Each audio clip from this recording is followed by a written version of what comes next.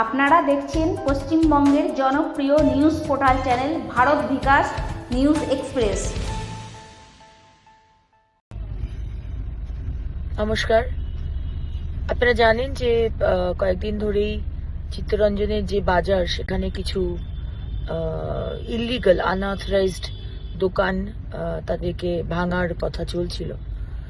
এবং আমি যেহেতু ঝাড়খণ্ডে রয়েছি ইলেকশনের দায়িত্বে, গত দুদিন ধরে আমার কাছে আমাদের কার্যকর্তারা ফোন করেন ওখান থেকে যে এটাকে যদি আটকানো যায়, কারণ সবারই ব্যবসা আছে সামনেই, আমাদের দুর্গাপুজো, দিওয়ালি, ছট পুজো, এবং তারা বলার পরে আমি মাননীয় মন্ত্রী, রেলওয়ে মন্ত্রী সম্মানীয় শ্রী অশ্বিনী বৈষ্ণবজির যিনি ওএসডি আছেন, তার সাথে আমি কথা বলি এবং তাকে মেলও করা হয়।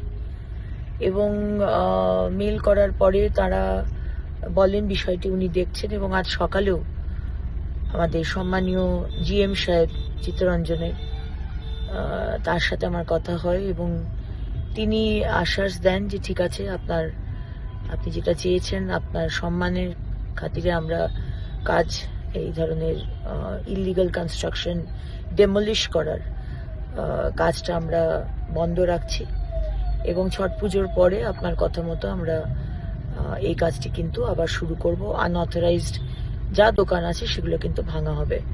কারণ কি, কমপ্লেন আসছে প্রায় 1100 লাইসেন্সি হোল্ডার, যারা অথরাইজড দোকানের মালিক, তারা কমপ্লেন করছেন এই 150 মতো যারা আনঅথরাইজড রয়েছেন তাদের জন্য আজকে তাদের ব্যবসা নষ্ট হচ্ছে।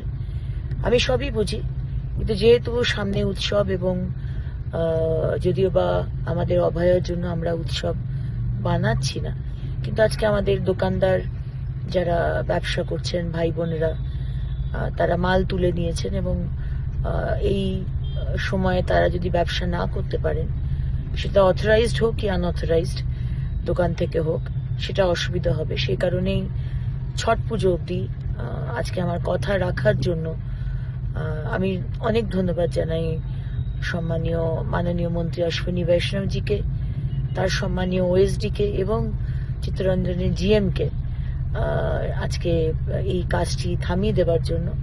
এবং আমি এটাও বলেছি যে ছট পুজোর পরে আপনারা যেরকম ভাবেন সেইভাবেই ইলিগাল যে আনঅথরাইজড কনস্ট্রাকশন আপনারা ভাঙবেন, কারণ আমি কোনোদিনই ইলিগাল কাজকে সমর্থন করি না।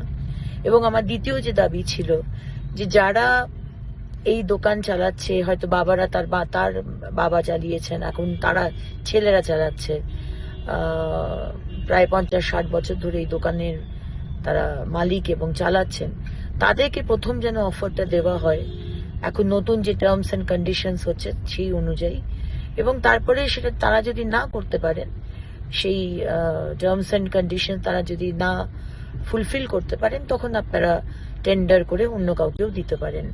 তো এই দুটো দাবি আমি রেখেছিলাম, এবং তার যে চিঠি আমি করেছি সেটাও আপনাদের কাছে পাঠিয়ে দিচ্ছি। এবং সবাইকে ধন্যবাদ জানাই যে আজকে সামনে যে দুর্গাপুজো, কালী পুজো এবং ছট পুজো, তার কারুর যেন কোনো ক্ষতি না হয় উৎসবের মুহূর্তে, এটুকুই বলার ছিল। ভালো থাকবেন, নমস্কার।